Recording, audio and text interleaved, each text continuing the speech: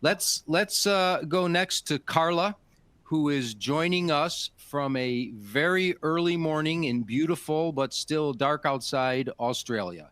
Carla? Yes, thank you. It is indeed dark outside, but I'm very glad to be part of this panel and to be chatting alongside these professionals. And thank you for having me.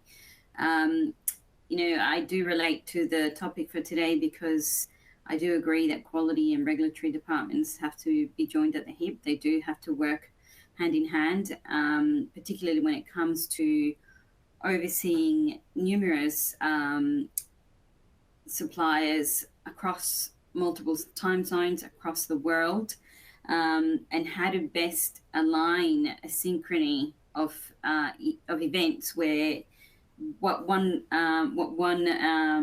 outsource partner produces affects whether another one can move ahead or not, and how a strong pharmaceutical quality system can assist with that synchrony and hopefully getting things moving as smoothly as possible, and trying to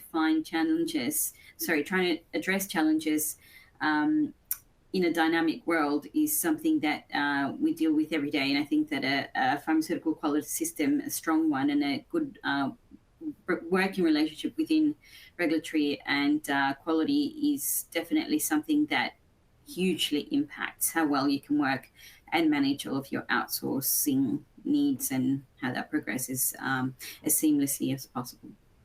Yeah, very good. Very good. Thank you, Carla. Yep, and I've done a couple of editorials with others at Paradigm. And being from Australia, you're pretty much constantly thinking about international affairs and how to deal with that. So we will definitely get back to that. And I know that some of the questions that came in at registration wanted to talk about international or overseas outsourcing. So that's going to be very important. So then let's go now way across the globe to the East Coast in the U.S. and Aaron O'Brien. Aaron?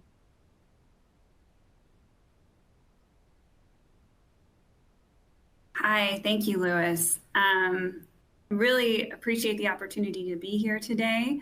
I'm Aaron O'Brien. I lead small molecule development at Biogen. Previous to this, I was at both Takeda and Roche.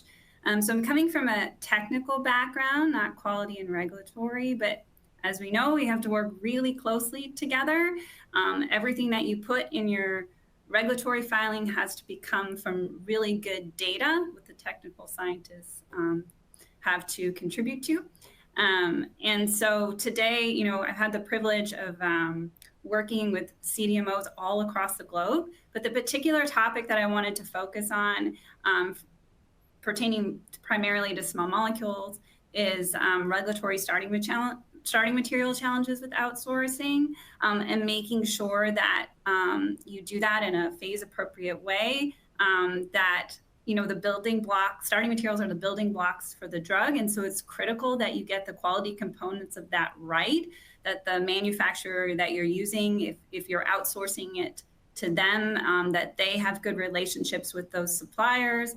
If you're managing it yourself, making sure that you have your control strategy set up from the very beginning, even in phase 1, so that you're prepared for it in phase 2 and phase 3.